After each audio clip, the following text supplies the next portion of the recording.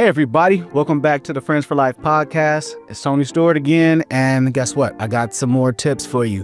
This one is in social intelligence because I have run across so many people that I swear have limited clues on understanding what people are looking for in communication and standards. So the first one I really want to point out is to be soft on the person and hard on the problem. How many times have we come across somebody having a problem and we're just blaming the person? Oh, it's you. Oh, it's you. Oh, it's you. When we could just be talking about the problem. Here's the problem. Let's say someone overeats.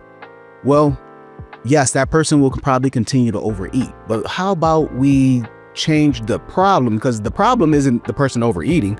It's what they're eating. If I gave you some baked chicken, some broccoli, and some brown rice, just a small little portion, and I said, eat 5,000 calories of this, you would go nuts, because that's like 3 chickens and a whole tree of broccoli. So it's not the person, it's the issue. So let's dissect the issue and give some compassion. I think too many times nowadays, people are running out of compassion because we're selfish.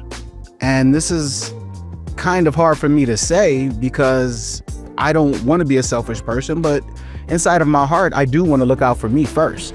But we're team players in this field and we need to recognize that and not always beat some people down. The second one, pretend everyone was sent here to teach you something. It's okay to not know everything. I know God, I do not. And this is why I surround myself with a great team of people who do know things. And honestly, you should do the same thing. It makes me think about if you want to do something good and no one else around you really wants to step up and do it, will you be the first one to step up and do it?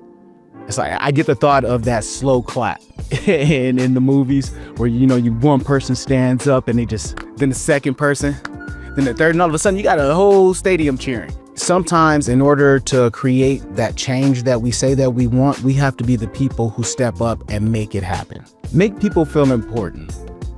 And it's not always easy to do that when we're living in our own heads. And sometimes people need to know that they are more than just either a client, a staff, a supervisor, a CEO. Sometimes people are much more than that. So get to know folks, understand what they're doing, how they are affected with how life is. All of us are going through things. We can turn on the news and everyone is affected differently. But if we're going to be compassionate and we're going to do this field of work, we need to understand those differences and really connect with those people. Another one, this is kind of an easy and hard one. One of the favorite things that most people like to hear is, guess what? Their name. So if someone tells you their name, remember it. There's tons of tips and tricks out here that you can do to remember someone's name. Like anytime I introduce myself, I say, hey, I'm Tony Stewart, like the race car driver, but different spelling and my tan's much better. That sparks interest in remembering me, especially in certain crowds who like NASCAR. Now, if you don't like NASCAR, it probably won't work, but then I'm just going to do something to make you remember me anyway.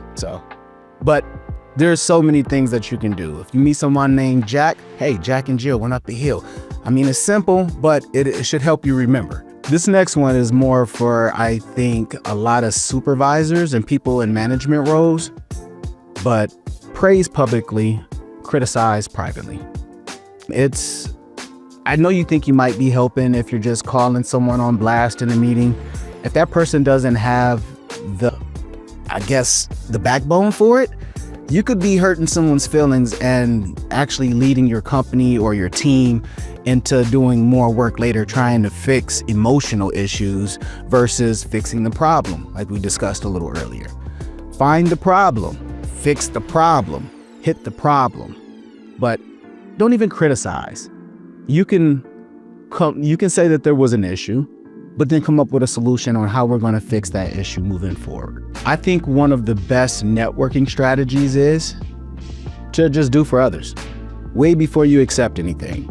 And I'm telling you, any person that you go out and do this stuff for, it's going to change. It's going to change your aspect of how you look at being helpful. It's going to change their aspect of what they're looking for the things to be done for them.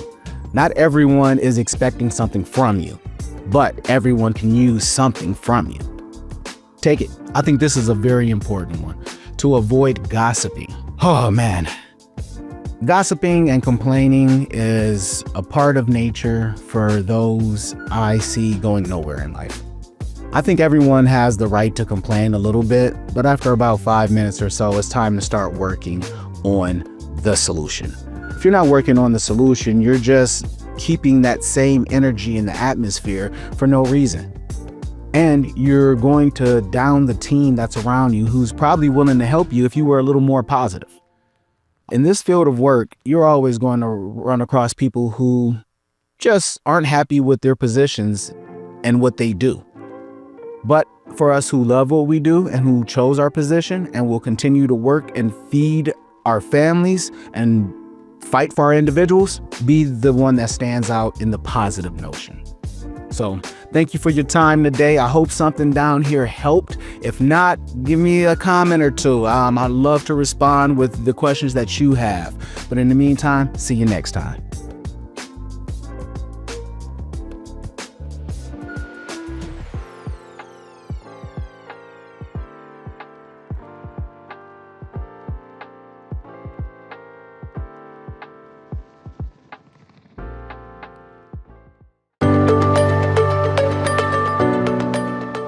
I'm Dr. Craig Escudé, President of Intellectability.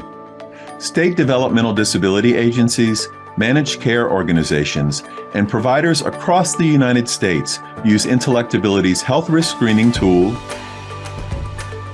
e-learn courses, and person-centered training to improve health equity for people with IDD.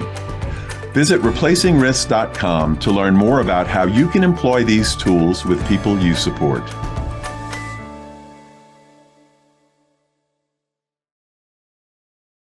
Making sure that individuals are reaching the goals they have set for themselves. That's one of the many goals of Assured Health Services. If you're looking for a residential care provider or searching for ADS services, Assured Health is your go-to place. Assured Health, helping others succeed. Learn more at assuredhealthohio.com or call 494-442-8066.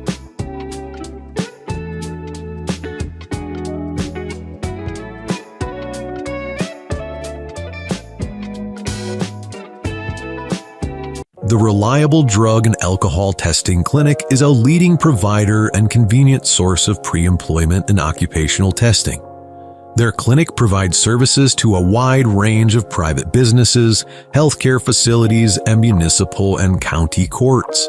Reliable as an independent, locally owned clinic, as a result, they provide services at a lower cost than major hospitals. Enjoy faster turnaround times on test results and eliminate the long waits typically incurred at larger facilities. To learn more, visit reliabledrugtest.com.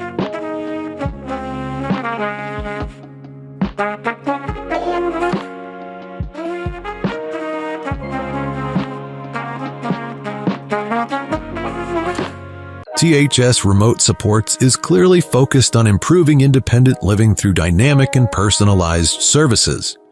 Their systems have been carefully developed and perfected to ensure that everyone receives the best care through the least intrusive means possible. Located in Cincinnati, Ohio, they've spent over 20 years providing in-home supports to individuals with disabilities. If you or someone you know is looking for a remote service provider, go to thsrss.com or call 513-882-9828.